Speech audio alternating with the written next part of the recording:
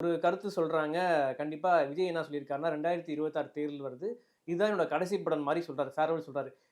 ஒரு தரப்பு என்ன சொல்றாங்க, ஒருவேள அவர் எலக்ஷன்ல தோல்வி அடைஞ்சிட்டால், ஆளுங்கட்சியோ, எதிர்க்கட்சியோ வராம போயிட்டா, கண்டிப்பா ஒரு படம் நடிக்க தான் போறார் மாரி சொல்றாங்க. உங்களோட பார்வை என்ன?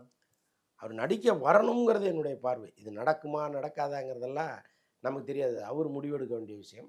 ஆனால் ஆத்துல ஒரு கால், சேத்துல ஒரு கால் வைக்கக்கூடாதுன்னு அவர் நினைக்கிறார்.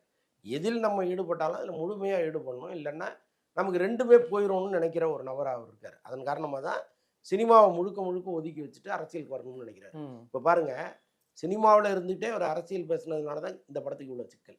ம். இந்த படத்த நம்பி வந்த ஒரு தயாரிப்பாளர் 500,00,00,000 போட்டுட்டு முழிச்சுட்டு இருக்காரு வருமா வராதான்னு. இப்ப எனக்கு சினிமாவே வேண்டாம். நான் இறங்கி அடிப்பேன்னு இறங்குனாருன்னு வைங்க. இப்ப கூட ஏன் ஜனநாயகன் பத்தி அவர் பேச மாட்டேங்கிறாரு. ஒரு வீடியோல வந்து பேசுறதுக்கு எவ்வளோ நேரம் ஆகும்? கமல் மாரி ஏன் அவர் பேச மாட்டேங்கிறாரு? இந்த 500,00,00,000 அவருக்கு திரும்ப வந்துடணுங்கிறதுனால அமைதியா இருக்காரு.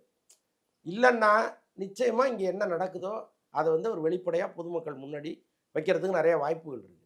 ஸோ இந்த அதனால அதனால தான் அவர் வந்து முழுக்க முழுக்க அரசியலுக்கு போயிடணும். சினிமாவே வேண்டாம். நம்மள நம்பி பணம் போடுறவங்களுக்கு நாம ஒரு தொல்லைய குடுக்கக்கூடாதுன்னு நெனைக்கிறேன்.